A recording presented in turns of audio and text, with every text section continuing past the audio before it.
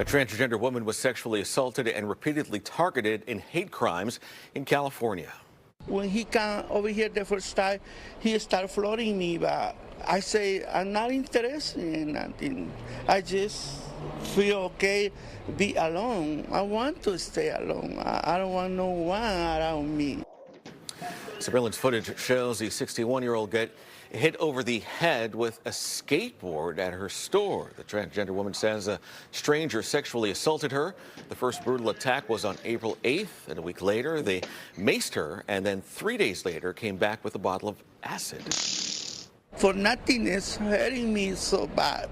The shoulder, I can't put my hand all the way down because it's hurting to me.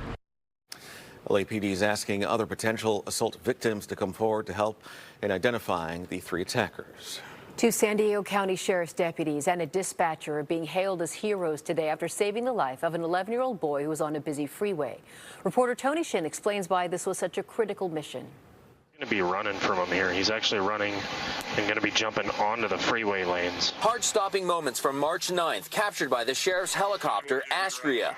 An 11-year-old child who has autism had gone missing from this Vons while shopping with his family at around 4:30 p.m. And by chance, he was spotted by off-duty emergency dispatcher Shiloh Corbett, who was on her way home from work. I live in Santee, so I was exiting the 52 and I got off on Mass. Shiloh, a 17-year veteran dispatcher, quickly realized that the boy was the one deputies had been desperately searching for. She immediately reported his location. They were updating the radio, the deputies, and he started running onto the on-ramp and vehicles are honking at him, and I knew that he had autism. Shiloh tried to get the boy to safety. And that's when he took off running. So then I ran up the embankment, and by the time I got to the freeway, he had already crossed the westbound lanes and was in the center divide. With vehicles traveling at freeway speeds, Shiloh knew at any moment the boy could be struck and killed. I started hearing the sirens, and work is telling me they're almost there, they're almost there. 2 deputies had arrived, Cody Green and Michael Moser. They saw the child between the eastbound and westbound lanes of State Route 52. I was trying to approach him slowly to see if he would maybe communicate with me. The kid was nonverbal and just didn't really want to follow directions. And going to be jumping onto the freeway lanes. The boy ran away, hopping over a K-rail before walking dangerously close to the freeway traffic. It was at this point the deputies knew they had to take action. Despite cars speeding by them, Deputy Green chased down the boy, with Deputy Moser just steps behind. Because I'm a parent myself, so I knew, I honestly didn't even think about my safety. They quickly grabbed the child and calmly walked him away from the freeway. Super relief, yeah.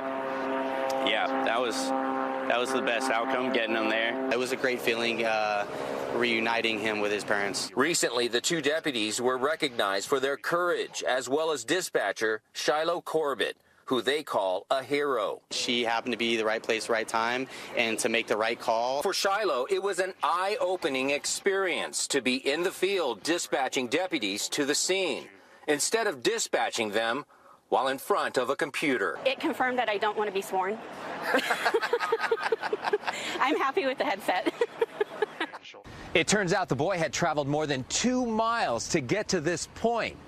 Thankfully, he's at home, safe and sound. In Santee, I'm Tony Shin. We'll send it back to you.